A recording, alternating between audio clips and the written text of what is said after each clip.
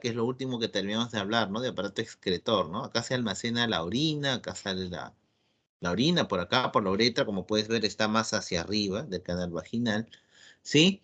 Y como puedes ver también el útero plegado sobre la vejiga, ¿correcto? Esto de acá representa el hueso pubis, que es la parte anterior, pues, de la cadera, ¿no? La cadera está formada por los huesos ilíacos, por los lados, el sacro por detrás, pero todos se reúnen o se articulan por delante con el hueso pubis, ¿no? O los huesos pubis.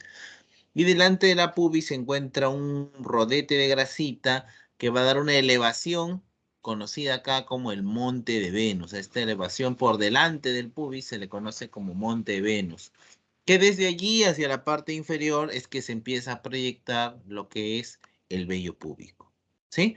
Como dije, vamos a dividirlo para su mejor comprensión en órganos externos e internos. He mencionado ya algunos internos, algunos externos.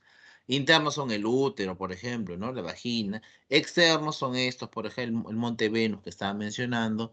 Y también los que vamos a mencionar en un momento, que son los labios mayores y los labios menores. Vamos a comenzar entonces, ¿sí? Genitales externos, también conocidos como vulva. Los genitales externos o vulva se van a dividir en estas partes, ¿no? El monte de Venus, labios mayores, labios menores y clítoris, ¿sí? El monte de Venus es esta elevación, como te decía, ubicada por delante del pubis y que posee tejido adiposo, ¿no? Grasita, que por eso es que hace que tome este nombre, monte de Venus, porque se hace ligeramente más elevado. Externamente, repito, es donde empieza a concentrarse el vello púbico femenino.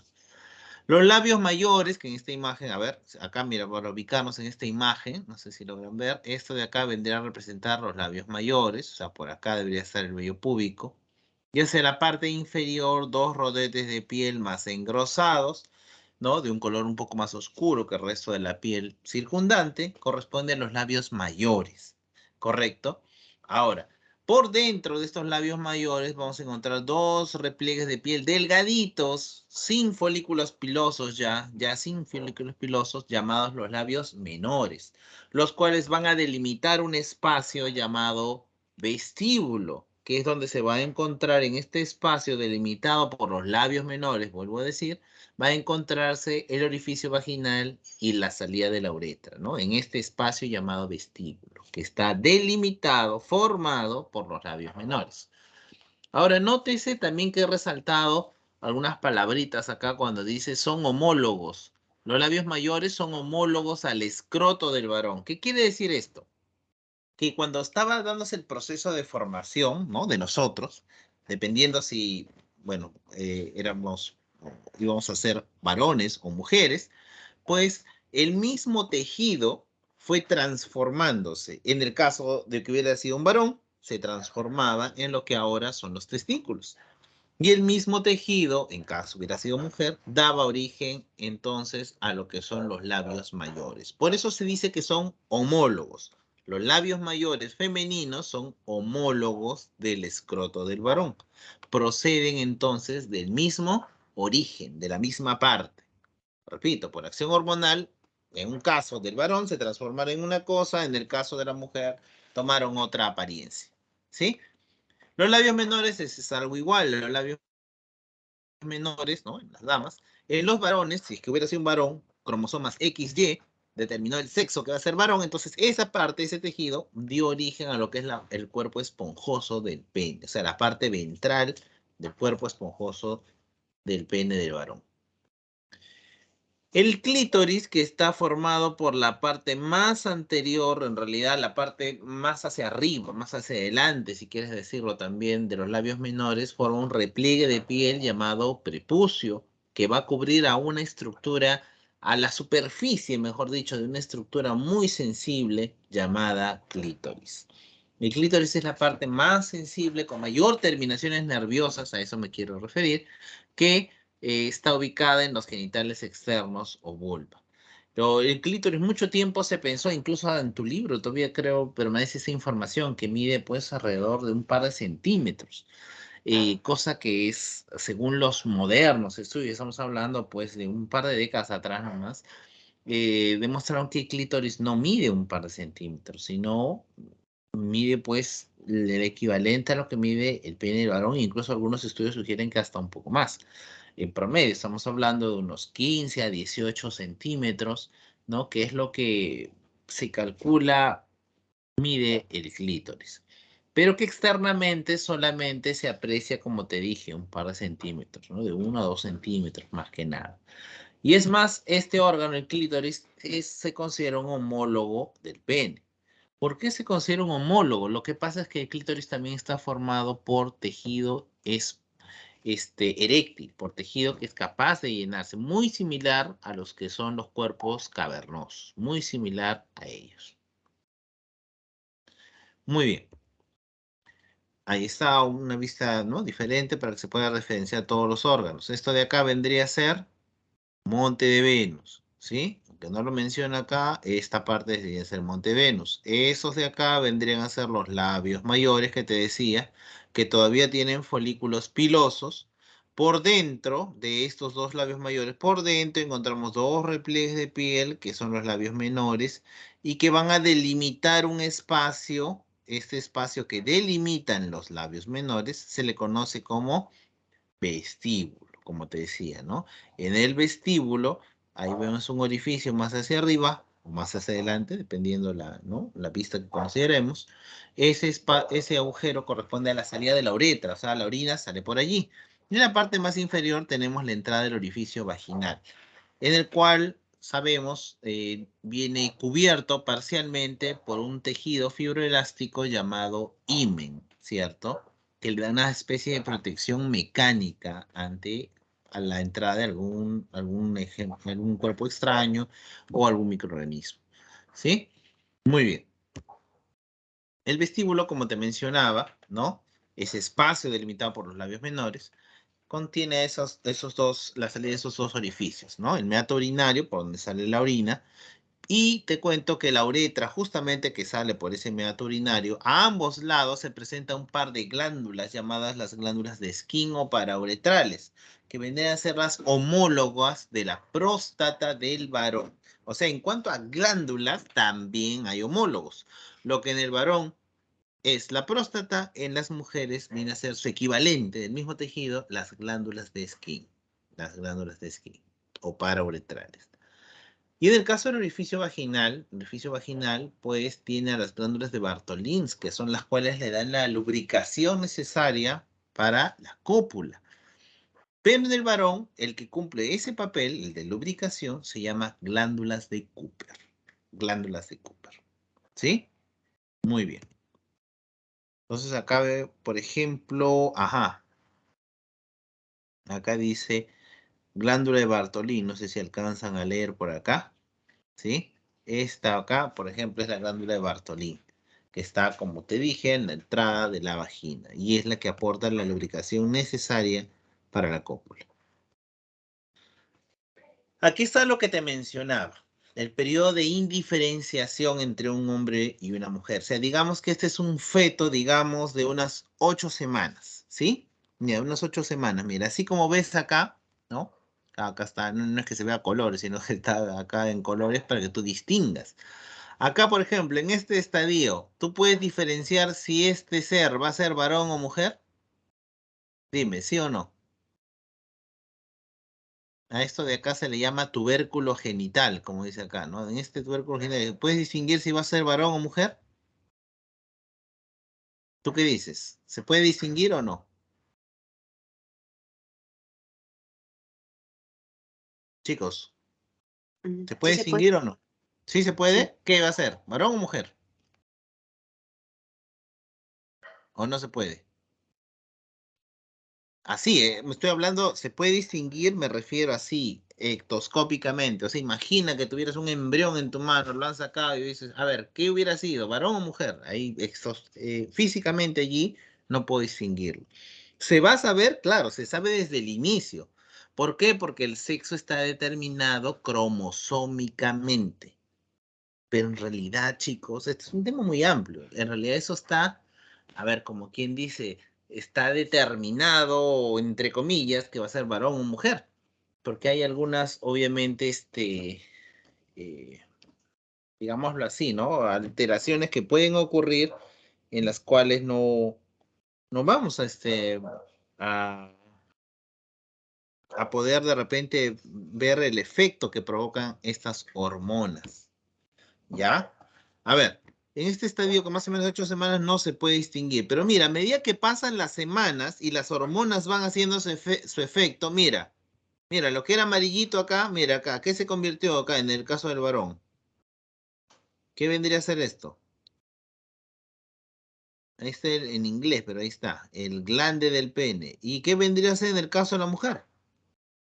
El glande, pero del clítoris. ¿Ves? Por eso está pintado en colores, como para que te des cuenta, ¿no? Su equivalente, su homólogo del glande del pene es el equivalente al glande del clítoris. ¿Sí?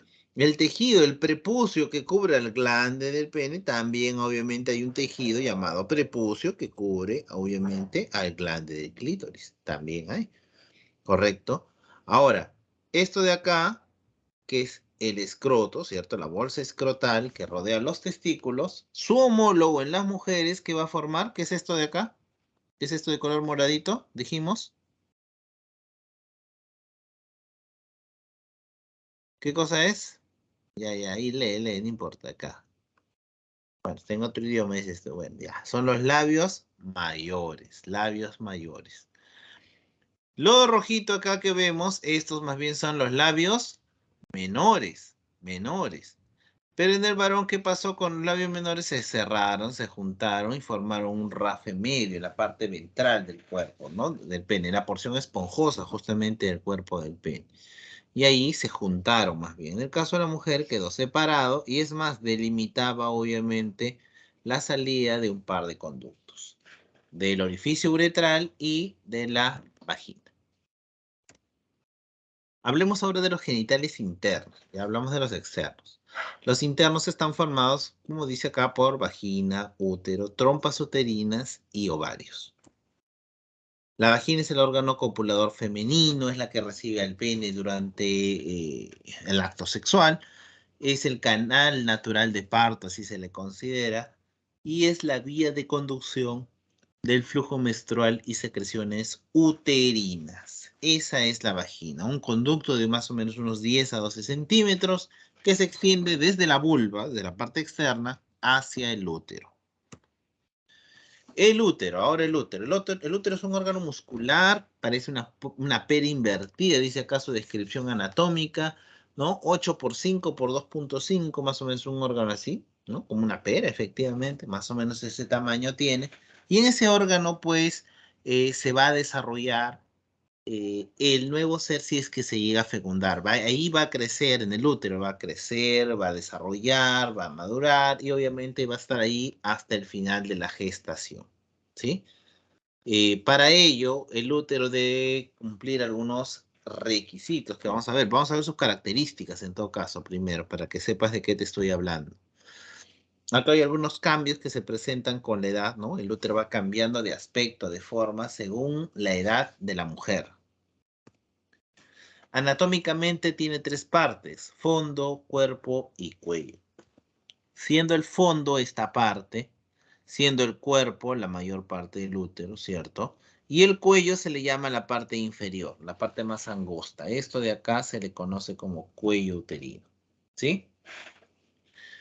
Y es el cuello uterino que está en contacto directo pues con la vagina, el que más a veces está expuesto a alguna infección o incluso alguna enfermedad de transmisión sexual, ¿no? Que llega hasta la superficie. Incluso hay algunos virus que pueden aprovecharse de las lesiones que puede haber en el cuello del útero, ¿no? Virus como por ejemplo el, el virus papiloma humano, por ejemplo. ¿Sabes con qué enfermedad está relacionado el virus papiloma humano? ¿De repente alguna vez has escuchado? ¿Con qué enfermedad está asociado el virus papiloma humano? ¿Sabes con cuál? Con cáncer de cuello uterino. Sí, el cáncer de cuello uterino está muy relacionado a la presencia de un virus, el virus papiloma humano. papiloma humano. ¿Sí? Muy bien. Acá vemos una representación, un dibujito del útero, ¿correcto? Ahí vemos sus partes, obviamente. Este es el fondo, esto es el cuerpo, obviamente, este es el cuello. ¿Y esto que está acá, qué cosa es? Eso de acá se le conoce como ligamento ancho del útero. Así se le conoce, ligamento ancho. Lo que sucede es que si nos podemos a pensar en el útero, va a desarrollarse este nuevo ser. Este va a ir creciendo, va a adquirir cierto peso. Más o menos, ¿cuánto pesa un bebé al nacer? ¿Tienen alguna idea? ¿Cuánto debe pesar un bebé al nacer?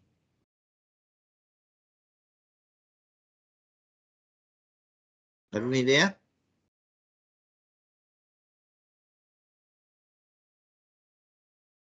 ¿Alguien se atreve ahí una cifra, por ejemplo, a ver, a lanzar? ¿Cuánto pesa un bebé al nacer más o menos? 3 kilos. Sí, más o menos, unos 3 a 3,5 kilos, más o menos. Imagínate que el útero, que tiene 8 centímetros apenas de altura, unos 5 de ancho y unos 2,5 de espesor, tiene que distenderse tanto que ahí va a entrar el bebé, el líquido amniótico, la placenta con su cordón umbilical, todo ello va a entrar, se va a distender. Entonces va a soportar, imagínate, llega el momento, pasaron los 9 meses y ahí está el bebé de unos 3 kilos, 3,5 kilos. Algunos bebés nacen hasta con 4 kilos, imagínate. ¿Cómo hará obviamente el útero para sostenerse en su lugar y no caerse literalmente hacia abajo? Bueno, pues aquí está, te presento a los responsables de irlo sosteniendo, los llamados ligamentos. Por eso no es raro que el útero tenga varios ligamentos asociados a él. Ligamento ancho, por ejemplo, que es el principal, el ligamento uterosacro, e incluso hay un ligamento llamado útero ovárico, ¿no? Que conecta el ovario directamente con el útero. Muy bien. Ahí está una foto de cómo se ve ese que tuviste en dibujito. Ahí también en foto, cómo se ve un útero, por ejemplo, extirpado. ¿Sí? Así es. A ver, hablando del útero, el útero, a nivel histológico, está formado por 3 capas. No sé si llegas a distinguir las capas, pero la parte más interna, esta capa interna, esta superficie que ves rojita, representaría pues al llamado endometrio, que es la capa más interna. Luego viene la capa más gruesa, que es esta de acá, que se nota que es el músculo. Eso se llama miometrio. Y la capa más externa, esa esa se llama perimetrio. Perimetrio. ¿Sí? Entonces, histológicamente tiene 3 capas. La de adentro se llama endometrio. La más gruesa y la que está en el medio se llama miometrio. Miometrio. Y la más externa se llama perimetrio. Pregunta: ¿quién crees que durante la vida de una mujer sufrirá muchos más cambios entre esas 3 capas? ¿Perimetrio, miometrio o endometrio? ¿Quién El crees que miometrio. sufrirá? Así es, el miometrio. No, disculpa, es el endometrio, discúlpame. ¿Por qué el endometrio? ¿Por qué la capa más interna? Porque el endometrio tiene siempre una capa de células, que es el endometrio basal, pero sobre ella tiene una capa que se llama, o que va a desarrollar una capa llamada endometrio funcional, que desde, como te dije, ¿no? 10, 11 años hasta los 40 o 45 estará activa, cambiando todos los meses. ¿De qué estoy hablando? De la famosa menstruación. Hoy día vamos a llegar a ver entonces que la menstruación en realidad no es solo sangre, sino en realidad es un tejido, todo un tejido que se va a desprender. Ahora te voy a explicar. Mira, acá dice que el endometrio, formado por una capa de epitelio monoestratificado simple, se está hablando del endometrio funcional, correcto, el endometrio basal, discúlpame, que es el que está permanente, que es el que siempre está, el endometrio basal. Pero sobre él crece el endometrio funcional, que solamente se va a ir engrosando como una preparación en caso haya habido fecundación, para que ahí se dé la implantación. Entonces vamos a hablar de términos como implantación, fecundación, ¿correcto? Gestación, todas esas palabras. A ver, para empezar, ¿dónde se produce y ¿Qué es y dónde se produce la fecundación? ¿Qué cosa viene a ser la fecundación? ¿Qué viene a ser la fecundación?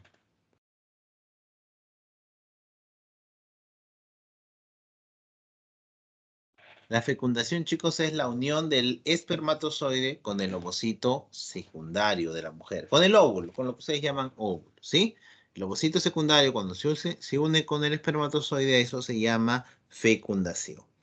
Pero la fecundación, hemos dicho, no es lo mismo que la implantación. La fecundación, ¿sabes dónde ocurre? Bueno, pues en las trompas de falopio, que no han salido en esta foto, en las trompas uterinas o trompas de falopio, allí ocurre la fecundación. Han de pasar más o menos unos 5 días para que desde el lugar de fecundación, el ovocito y, ¿no?, la célula que lo ha fecundado empiecen a necesitar de alimento, necesitan implantarse en un tejido que garantice una buena irrigación, una buena cantidad de sangre. ¿Por qué? Porque a partir de esa unión es que van a empezar a hacer mitosis, van a empezar a crecer y a formar a este nuevo ser. Entonces, el endometrio, como te dije, es la capa más activa entre esa edad, porque así no hubiera tenido hijos esta mujer, pues todos los meses va a menstruar, o es la idea, ¿no? Que menstrue. Y la que se prepara para hacer estos cambios es el endometrio funcional. ¿Correcto? El endometrio funcional. Ese es el que se va a desprender. En otras palabras, como vuelvo a decir, ¿no? Lo que se desprende como menstruación en realidad es un tejido. Ahí hay células, por ejemplo, ¿no? Aparte de vasos sanguíneos. Y también hay eh, secreciones propias del útero. Entonces, estas son sus características o sus funciones, ¿no? Sufre cambios cíclicos, estamos hablando del útero, ¿no? Condicionados por la menstruación, permite la implantación del blastocisto. ¿Qué cosa es eso? Bueno, lo que pasa es que si bien la fecundación ocurre en las trompas, han de pasar unos días, ¿cierto?, hasta llegar al útero, ¿sí? Y en ese tiempo, digámoslo así, va a haber cambios no solamente para eliminarlo, a ese tejido que se ha formado, sino para volver a formar nuevo tejido conocido como endometrio funcional, ¿no? Todos los meses sufre cambios, entonces, el útero. Finalmente, al término de la gestación, pues, se encarga de contraerse y expulsar al feto. Vamos a hablar de las trompas uterinas, o llamadas también, ¿algunos saben cómo se le llama también a las trompas uterinas?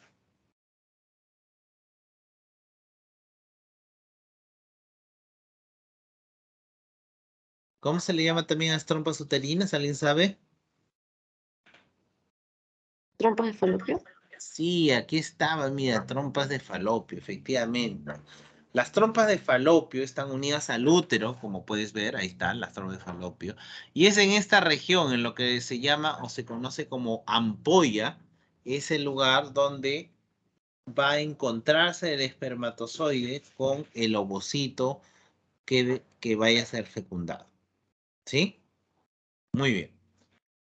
Entonces, estamos quedando que el espermatozoide, la vagina es el órgano copulador, el semen es dejado en la vagina, pero muchas de ellas ascienden por el útero y, ajá, muy bien, se instalan en las trompas de falopio, trompas uterinas. Allí va a quedar, ¿sí? Eh, Allí va a quedar esperando el ovocito secundario la llegada de los espermatozoides. ¿Correcto? Muy bien. Pregunta. Ya que la fecundación va a ocurrir acá en la ampolla, o también conocido como tercio externo de las trompas de falopio, pregunta, ¿podrá un nuevo ser desarrollar ahí en las trompas de falopio? ¿O necesariamente tiene que irse hacia el útero? ¿Qué me dicen ahora? ¿Podrá desarrollarse un nuevo ser en su totalidad allí en las trompas de falopio? ¿O no? No. No, muy bien, no. Va a poder desarrollar una parte, pero no en su totalidad, porque como es una zona estrecha, imagina, mira, está como el puntero, mira, imagina que ese es el huevo cigote ya. Listo, fue fecundado, pero por alguna razón los cilios que están en las trompas no van a avanzar, no van a transportarlo. Y allí se queda y se implanta allí, pues, ¿no? Se pega a una de las paredes de las trompas de falopio, se pega ahí y empieza a tomar nutrientes. ¿Para qué? Para hacer mitosis, para formarnos, pues en otras palabras, ya fue fecundado. Se va a formar un nuevo ser. Pero en ese tubo, como es estrecho, se va a ir, a medida que pues pasa el tiempo, se puede ir rasgando, porque va a ir creciendo, va a ser mitosis sucesiva, ¿no? Entonces, obviamente, el, podría producirse parcialmente las primeras etapas del desarrollo de un embarazo ahí. ¿Cómo se le conoce al embarazo que no ocurre dentro del útero, que se está dando en cualquier otro lugar que no sea el útero? Por ejemplo, las trompas de falopio. Por ejemplo, ¿cómo se le llama a un embarazo que no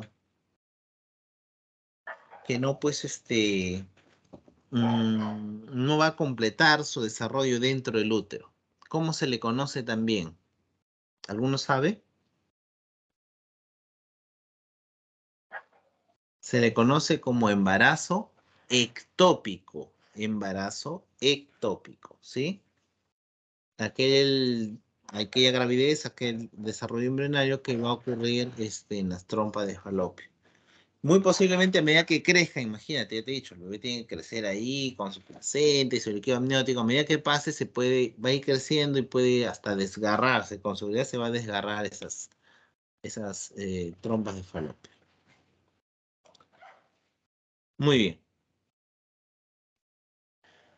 ¿Qué pasa si es fecundado aquí en la ampolla o el tercio externo? Bueno, si es fecundado aquí, entonces los cilios presentes en este tubo van a ir transportándolo,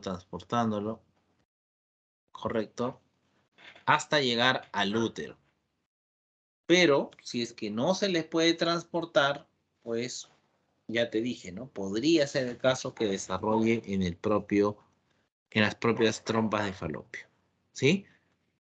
Es más, va a sufrir una serie de cambios, ¿no? Previamente a que sea un niño, pasó por el estadio de mórula, blástula, y bueno, pues, eh, como te dije, el desarrollo tiene que ocurrir acá. La fecundación ocurre en la ampolla, pero unos 5 días más o menos demora el pasar completamente a este huevo cigoto hacia el útero a implantarse. Cuando llegue a implantarse ya no va a ser un huevo cigoto, no. Ya no va a ser simplemente en ese estadio, o sea, quedar, no, va a ir desarrollando, va a ir haciendo mitosis. Y cuando llega al estadio blastocisto, más o menos, pues cuando llega a blastocistos va a poder entrar a implantarse en el útero. ¿Sí? Muy bien. Ovarios. Como puedes ver, los ovarios no son una continuidad de las trompas de falopio, ¿no? Más bien hay un ligamento que une al útero con los ovarios. Pero las trompas de falopio, no lo mencioné, pero tienen esas terminaciones en forma de deditos, ¿sí? Que sirven para recoger al ovocito secundario cuando el ovario lo deja. Es decir, este ovario, por acción de una hormona llamada FSH, folículo estimulante, va a empezar a desarrollar estos gametos, ¿correcto? Muy bien. Entonces, como te estaba diciendo, en la época llamada ovulación, el ovocito es liberado, pero quien se acerca son las trompas de falopio en ese momento que ejecutan una especie de barrido por la superficie del ovario y así pueden captar al ovocito 2. Y lo van a transportar, vuelvo a decir, y lo van a llevar aquí, ¿correcto? Al tercio externo o ampolla. Y los espermatozoides deben llegar hasta allá para la fecundación.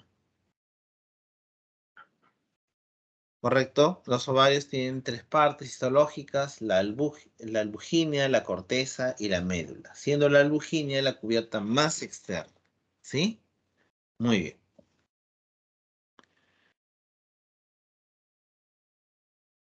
Ovarios. Los ovarios son las gónadas femeninas, son las encargadas de formar tanto las hormonas que hemos mencionado antes, ¿no? Los estrógenos, progesterona, sino también, obviamente, los ovarios tienen la capacidad de liberar a células que han estado presentes allí en el ovario. Mira, te cuento así rapidito. La diferencia entre los gametos masculinos y femeninos es este. Los gametos masculinos, los espermatozoides, se forman y antes de ser liberados, ¿no? En la eyaculación, al menos tuvieron 24 días para ir desarrollando, digamos. En el caso de los varones, la producción lo que te quiero decir es que la producción de espermatozoides es cada 24 días más o menos demora en producir unos 60 millones de espermatozoides, más o menos en promedio. En el caso de la mujer ya tenía esas células primordiales, así se le llama, en su ovario. Desde que nació vino con esas células, pero quedó, digámoslo así, pausado, ¿no? En stand-by quedó durante los primeros años. Cuando llega la pubertad y llega más o menos, ¿no? Entre los 10, 11 años, pues allí más bien va a empezar a experimentar la menstruación, que no es otra cosa el resultado de una serie de cambios hormonales necesarios, obviamente, para que el útero se prepare para recibir el balón. ¿Sí? Muy bien. Ahora, más o menos con una niña nace con unos 2 millones de células ovógenas, ¿no? U ovocitos primordiales, también les dicen así. Cuando llega la pubertad y llega el momento de continuar algo que se había quedado pausado en el momento que nació, pues ya no van a sobrevivir los 2 millones que habíamos dicho al inicio, sino más o menos van a tener unos 500.000, más o menos unos 500.000, que es una cuarta parte de lo con lo que habían nacido. Pero a ese nivel solamente van a sobrevivir unos 500.000. Y estos 500.000 son los que van a cada mes desarrollar de poco en poco. Es decir, no significa que un mes los 500.000 continúan, no, no, no.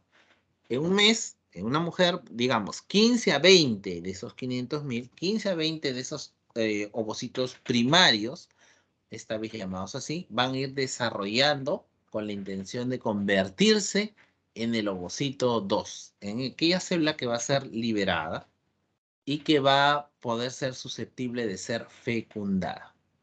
¿Sí? Muy bien. Entonces, como te decía, mes a mes, unos 15 o 20 de esos 500.000 con lo que le quedan ahora, es lo que va a ir madurando. Ahora, ¿qué pasa de esos 15 a 20? Normalmente madura uno. Por eso en la especie humana, las mujeres generalmente tienen un hijo, ¿no? Un hijo o una hija, ¿no? Es independiente. Pero en otras especies, de esos 15 o 20, imagínate, no madura uno, sino llegan a madurar dos, o tres, o cuatro, o cinco, imagínate. Entonces, en ese caso, pues, ahí ya se aplica, obviamente, otros términos, ¿no? Los famosos mellizos, que son los que nacen, obviamente, en una sola etapa. No confundir con gemelos, ¿no? Los gemelos son eh, un solo gameto que se partió en dos y empezó a ser mitosis. Por eso sus características genéticas son iguales. En los mellizos no. A pesar de haber nacido el mismo día, ¿no? A pesar de estar en la misma situación, no sé, pues geográfica, pues no es no alteren nada. Vamos a ver acá, el ovario. Una representación de lo que está pasando con los folículos. Folículo primordial, folículo primario, folículo secundario, folículo en crecimiento, folículo maduro o de grafo. ¿Sí? Esas son las etapas que se van a poder apreciar en lo que es la fase folicular, el desarrollo de los folículos.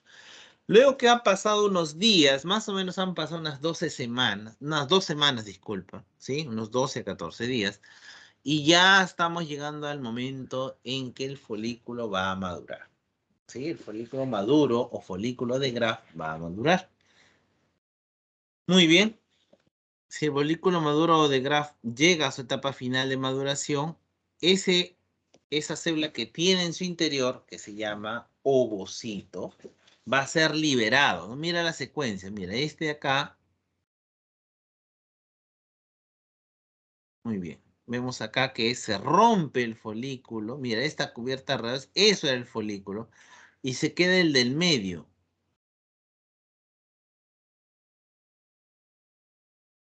Muy bien, vemos acá, mira.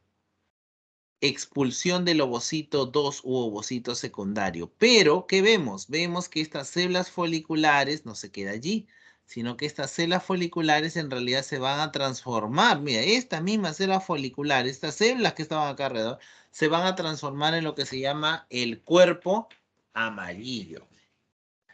Te contaré que antes de la ovulación, la hormona que más se producía en el cuerpo de una mujer son los estrógenos. Los estrógenos. ¿Quién los producía? Los producía, estos folículos producían los estrógenos. Y también producían progesterona, pero en pequeñas cantidades. ¿Cuándo cambia todo esto? Cambia en la ovulación. Se produce la ovulación por el aumento brusco, ¿correcto?, de una hormona llamada hormona luteinizante o LH, también se le llama así, luteinizante o LH.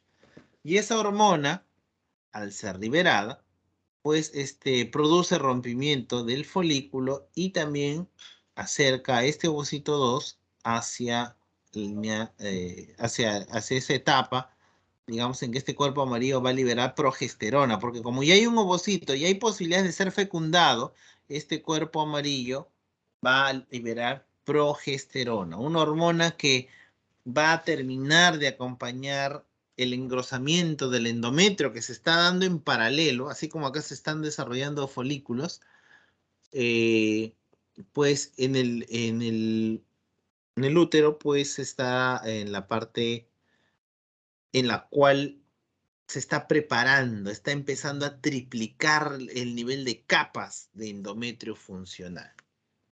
Cuando se produce la ovulación y posteriormente la producción de más bien de hormona progesterona, este endometrio ya no se va a seguir dividiendo para formar nuevas capas, no, sino que este cuerpo amarillo su acción va a ser repercutir en muchos cambios fisiológicos que van a permitir el desarrollo de el nuevo ser. ¿Sí? Muy bien. Entonces ahí está el ciclo ovárico. En el ovárico ocurren tres etapas. Ahí está justamente lo que te decía, la fase folicular, que es donde desarrollan los folículos. La fase ovulatoria, que vendría a ser la ovulación, ¿no? El momento mismo en que se rompe, obviamente, el folículo que rodeaba a este ovocito y el ovocito 2 sale expulsado. Muy bien, la fase luteínica es la última etapa, es cuando se forma el cuerpo amarillo, ¿sí? Cuerpo amarillo. Ahí está más o menos de lo que estamos hablando. Si esto de acá, esto que es crecimiento, el chiquitito va a ir creciendo, creciendo, creciendo. Todo esto de acá se le conoce como la fase folicular. Luego, ¿qué es la fase ovulatoria? Muy bien, ahí está, la fase ovulatoria. La fase ovulatoria viene a ser el momento de la ovulación, de la liberación de esta célula sexual, este gameto, se le conoce como fase ovulatoria. ¿Por qué se produce? Ahí te lo he puesto, por un aumento brusco del pH. ¿Sí? Fase luteínica, a eso se le llama esta otra etapa, que es la formación de los cuerpos amarillos. Muy bien. Ahí está, otra imagen para que puedan ver, ¿no? Y la importancia que tiene el cuerpo amarillo. Te cuento que si por alguna forma, alguna sustancia, algún fármaco, por ejemplo, hiciéramos que este cuerpo amarillo ya no produzca progesterona, pregunta, ¿eso podría provocar un serio problema de salud para el niño, por ejemplo, ya que está recibiendo o va a recibir, digamos, en un futuro nutrición por parte de la madre, pues la hormona progesterona es la que va a preparar obviamente todos los cambios necesarios para que se dé a cabo el embarazo. Ahora, esto es cierto que este cuerpo amarillo va a estar funcional unos días, ¿no? Se va a quedar funcionando 9 meses si se comprueba mediante la fecundación. O sea, si llega a haber fecundación, si llega a haber un nuevo desarrollo, la progesterona en los 9 meses de la mamá va a estar activo, produciendo esta hormona progesterona. Pero ya te había dicho que habían pasado 2 semanas más o menos acá en desarrollo folicular, en la ovulación, en el periodo en el que la mujer va a estar fértil, digámoslo así, van a ser unos días, unos 5 días más o menos, 5 días a 7 días, y la última parte, la última semana, digamos, ¿no? De los 28 días, pues este cuerpo amarillo va a estar presente liberando esas hormonas. ¿Sí? Muy bien. Si se interrumpe, como te decía, ¿no? La producción de progesterona, en realidad se puede producir un aborto, en realidad eh, o sea, la pérdida del embarazo, en otras palabras, ¿no? Esa hormona progesterona es muy importante, sobre todo cuando está desarrollándose un nuevo ciclo. Ciclo uterino. Ya vimos el ciclo ovárico, vamos a ver qué pasaba en el útero mientras sucedía todo eso. Ahí está. Esta de acá representa el endometrio, mira que se forma. Y ese endometrio está al final de su ciclo menstrual, ¡pum! Acá se produce, ¿cierto? La liberación de todo ese manto de tejido que se estaba formando. ¿Sí? La menstruación, vuelvo a decirte, es un tejido en realidad que se va a desprender. Muy bien. Vemos acá que luego de haberse desprendido este endometrio funcional, rápidamente las hormonas vuelven a trabajar y esta vez obviamente empiezan a elevarse. ¿Sí? Empiezan a elevarse. O sea, me refiero que empieza a triplicarse la capa de las capas de endometrio, ¿no? Eso me estoy refiriendo a referir.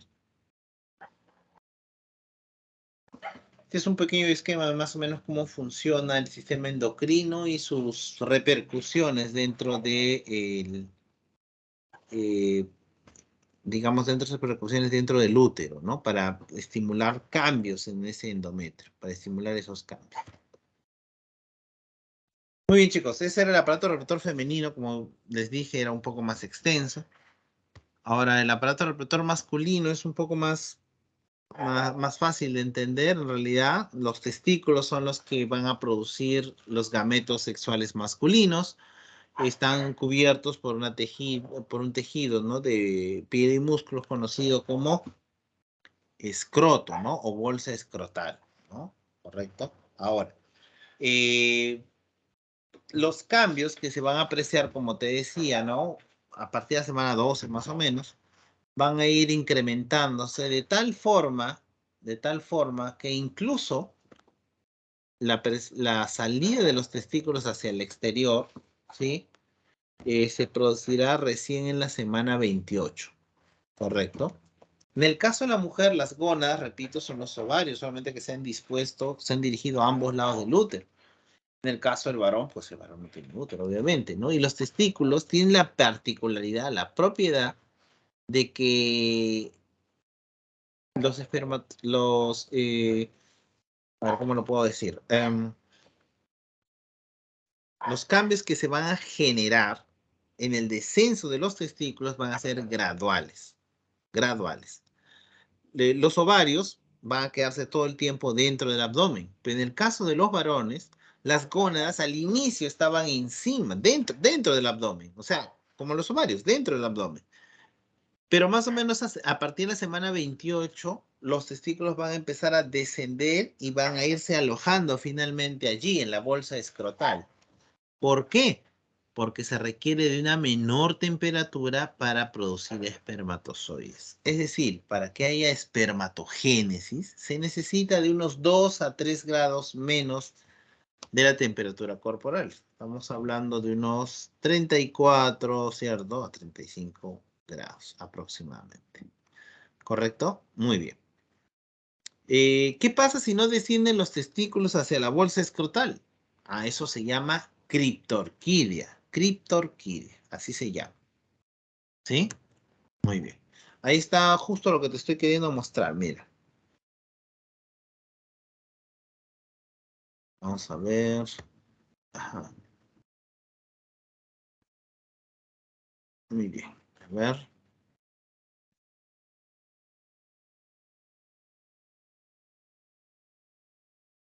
Ahí está el puntero.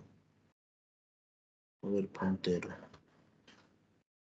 Ya, ahora sí. Como pueden ver, mira, acá hay 11 semanas, por ejemplo. Ahí están los testículos, todavía no han descendido. Acá vemos 8 meses. Ya, acá los testículos ya están descendiendo hacia el interior de las bolsas escrotales. Ahí está. Los espermatozoides, vuelvo a decir, se elaboran a 34 y 35 grados, en esa temperatura, que es 2 a 3 grados menos de la temperatura corporal. En cambio, las mujeres no tienen ningún problema en que sus ovocitos sean elaborados allí dentro de su organismo, ¿no? Por acción de los ovarios. Muy bien. Los testículos están ubicados, como vuelvo a decir, en la bolsa escrotal, ¿cierto? Ese tejido que está como cubierta se le conoce como túnica albugínea. Ese es el nombre de la cubierta externa del testículo. Ahora, este es el testículo y este de acá, ahí está su nombre, ahí está su nombre. Dice epidídimo. ¿Y qué cosa es el epidídimo? El epidídimo es o célula ependimaria, o disculpa, ¿no? O glándula ependimaria, es un órgano encargado de darle a los espermatozoides la maduración necesaria para poder fecundar. Es allí donde realmente va a adquirir motilidad. ¿Correcto?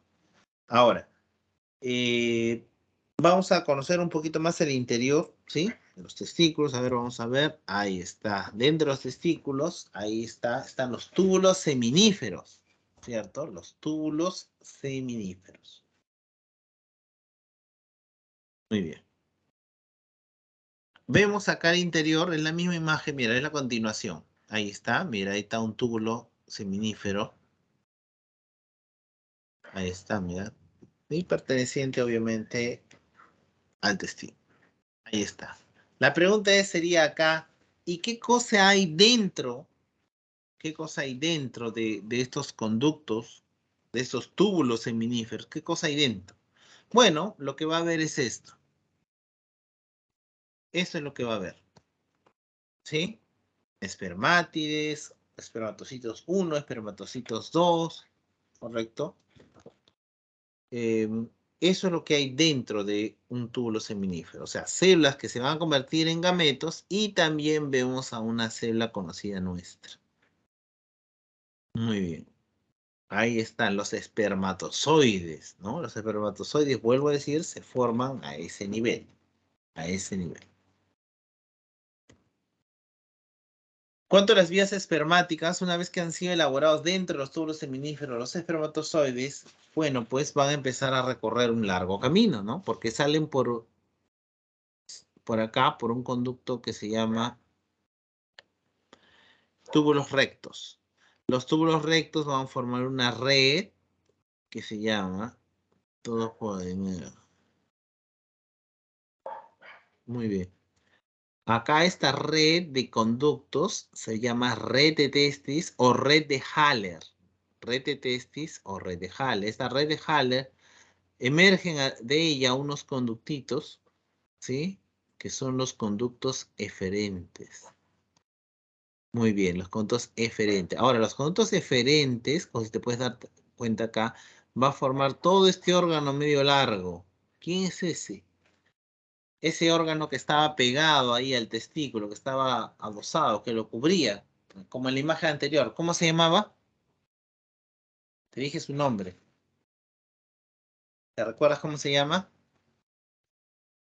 Si no te recuerdas, ahí está en la diapositiva también. Todo esto, desde aquí hasta acá, se llama epidídimo o también llamado conducto epidimario. El conducto epidimario o epidídimo Entonces, es esa parte, ahí está, mira, la pinza la está sujetando, donde van a llegar los espermatozoides, pero para adquirir motilidad. Para adquirir motilidad. Entonces, como dice allí, ahí los espermatozoides se almacenan, maduran y adquieren movilidad, ¿cierto? Y en caso estén mal formados, pues se van a desechar, se van a reabsorber, ¿no? Conducto deferente, ¿qué cosa es eso? Luego, obviamente, luego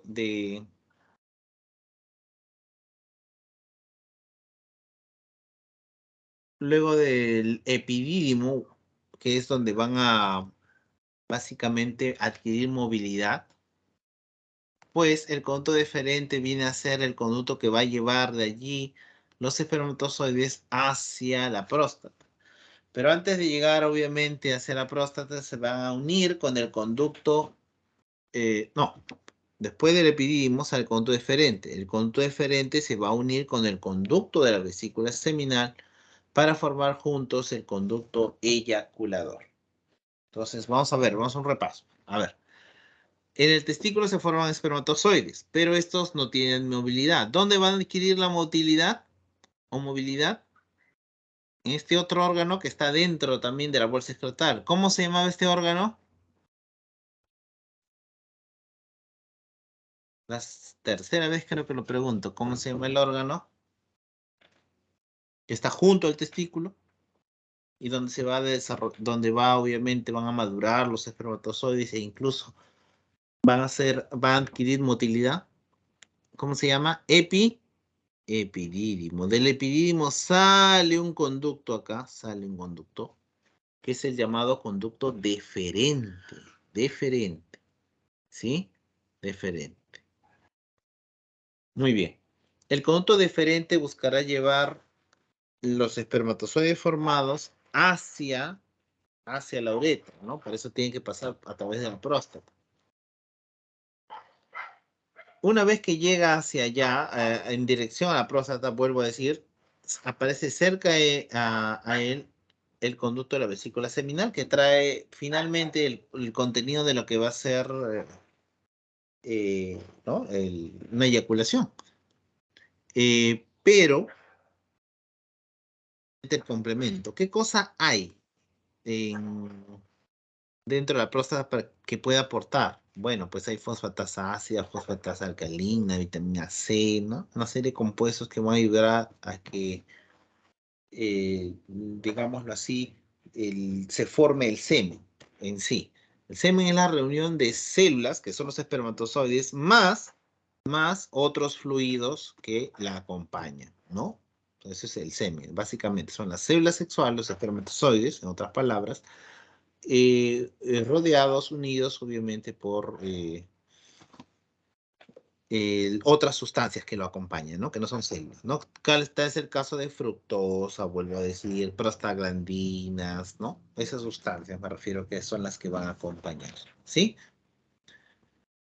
Muy bien, el conducto de la vesícula seminal con el conducto deferente van a formar juntos el conducto eyaculador, quien es el que finalmente lleva ese semen hacia la próstata, o sea, la uretra en realidad, ¿no? La uretra prostática. O sea, es la parte de la uretra que está ubicada dentro de la próstata. La uretra, como entonces estamos mencionándola, no solamente va a tener una finalidad urinaria, ¿no? Sino también una función de secretar, obviamente, estos gametos.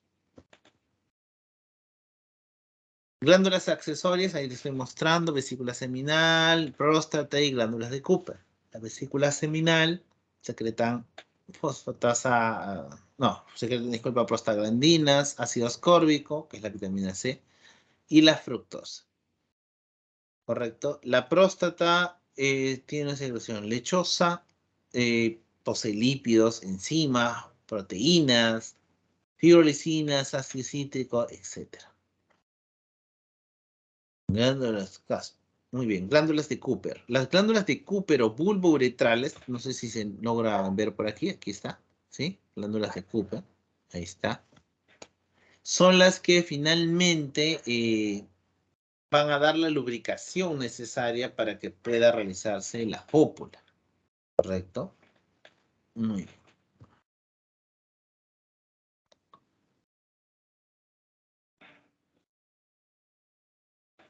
A ver.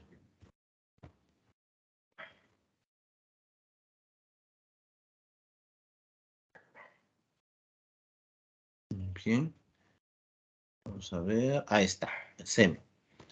Semen, como entonces te vuelvo a decir, está formado por células, que son los espermatozoides, más sustancias que la acompañen. Ya he estado mencionando, ¿no? Fructosa, prostaglandinas, fosfatasáceas, fosfatasa alcalina, vitamina C incluso, ¿cierto? Todas esas sustancias son el complemento. Finalmente, el órgano copulador masculino es el pene, ¿sí? Tiene 3 partes, tiene raíz, cuerpo y glande. El pene en sí, en su etapa de excitación, se ve claramente hay 3 tejidos eréctiles. Están formados por 2 de tipo cavernoso y 1 llamado esponjoso, ¿sí? Muy bien, chicos. El proceso de fecundación tiene lugar a nivel D. ¿Cuál sería la respuesta ahí? ¿Dónde ocurre la fecundación? ¿Cuál sería la respuesta?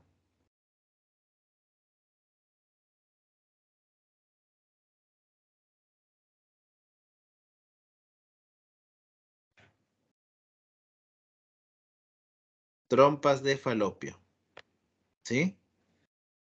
En la 2, la estructura que une los genitales externos con el útero. ¿Quién une los genitales externos con el útero?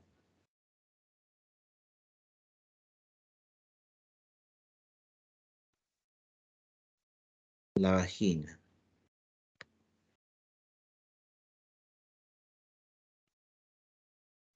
Trompa uterina se denomina también. ¿Cómo se le llama a la trompa uterina? Esa pregunta también les dice, ¿cierto?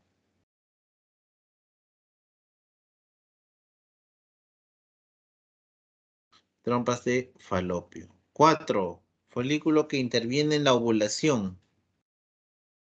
¿Cómo se llama ese folículo que se rompe justamente en el momento de la ovulación, o sea, liberando el ovocito secundario? ¿Cómo se llama ese folículo?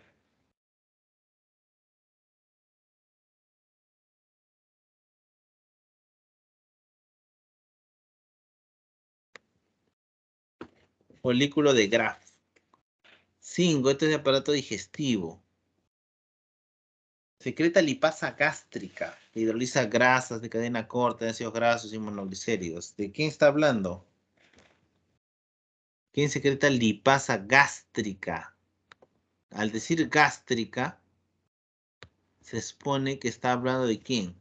Del estómago, ¿cierto? Gástrico se refiere al estómago. Entonces, ¿quién secreta la lipasa? Que en el estómago, obviamente, permite hidrolizar grasas. Estamos hablando de la lipasa que se produce gracias a las células principales. Muy bien. Acá. Las 7. 7. No, 6. No dijo 6. Neurolinfoides a nivel del ilion que evitan el ingreso de bacterias a la circulación sanguínea. ¿Cómo se llama ese acúmulo de linfocitos que está en la submucosa ya? Incluso, ¿sí? Del tubo intestinal. ¿Cómo se llama? Las placas de Peyer. Las placas de Peyer. Es el nombre que recibe.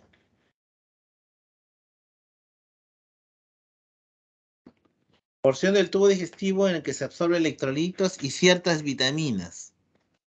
¿De quién te está hablando eso?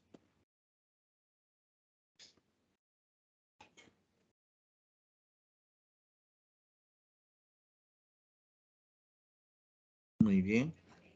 La 7 es intestino grueso entonces. La 8, células alfa de los islotes de Langerhans. ¿Qué hormona producen?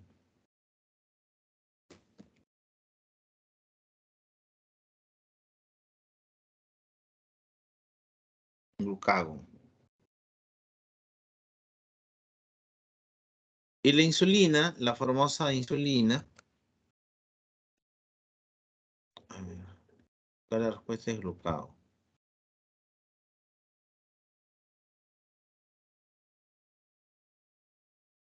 Y la insulina más bien es producida por las células beta, por si acaso, ¿ya?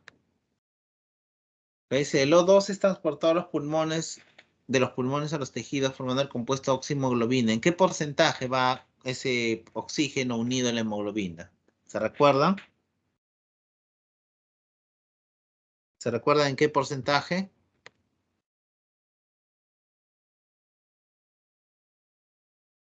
En un 97%.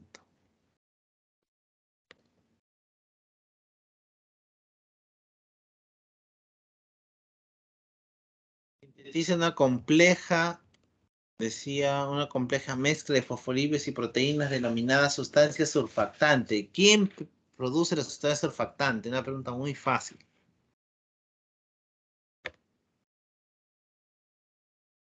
Los neumocitos 2. Volumen de aire que se moviliza durante una secuencia de inspiración y expiración. ¿Cómo se llama ese volumen de aire? Se llama volumen corriente o tidal y equivale aproximadamente a medio litro de aire. Más o menos son 500 ml lo que se moviliza en una inspiración y expiración normal.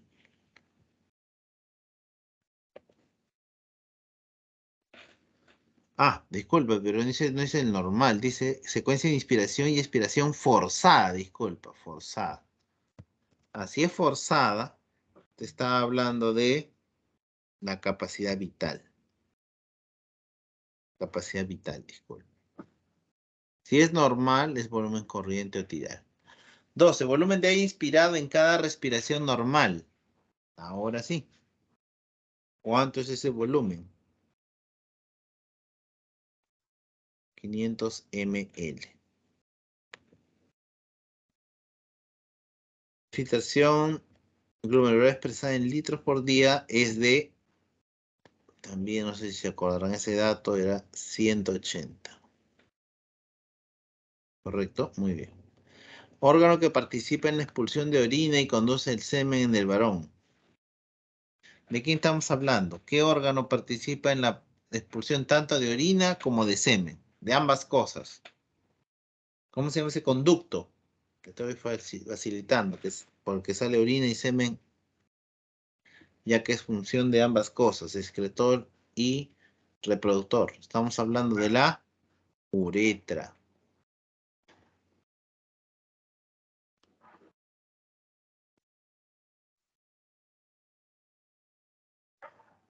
Muy bien. Vamos a ver acá.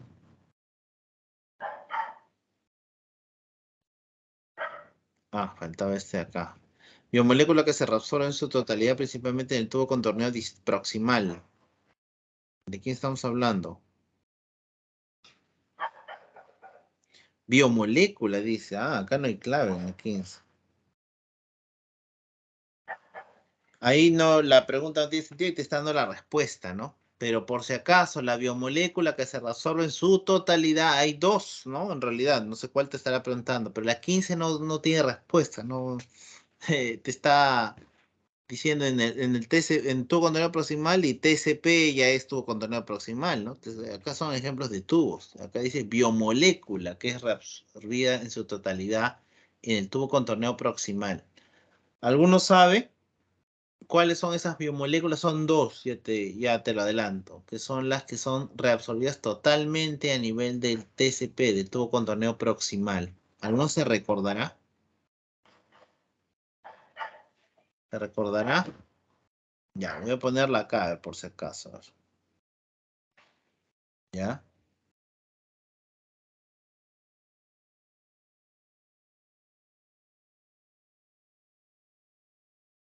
Glucosa y aminoácidos. Esas son las moléculas que se reabsorben en su totalidad en el TCP, en el tubo contorneo proximal. 12. Estructura que se origina en el polo urinario de la cápsula de Bowman y presenta células con microvellosidades.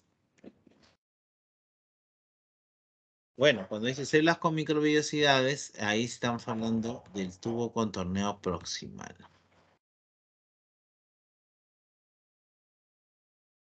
La sangre es eyectada de los ventrículos del corazón por acción de ¿quién? ¿Quién es el que expulsa la sangre? ¿Y gracias a quién es expulsada esa sangre? Obviamente será gracias al músculo cardíaco. ¿Y cómo se llama el músculo cardíaco? Miocardio. La válvula de Tevesio se localiza en la vena coronaria.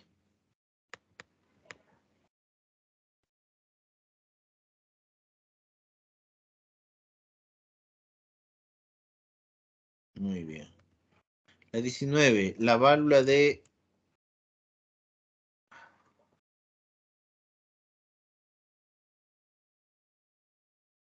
Eustaquio se localiza en... ¿Dónde está la válvula de Eustaquio? Está relacionada con qué vaso sanguíneo.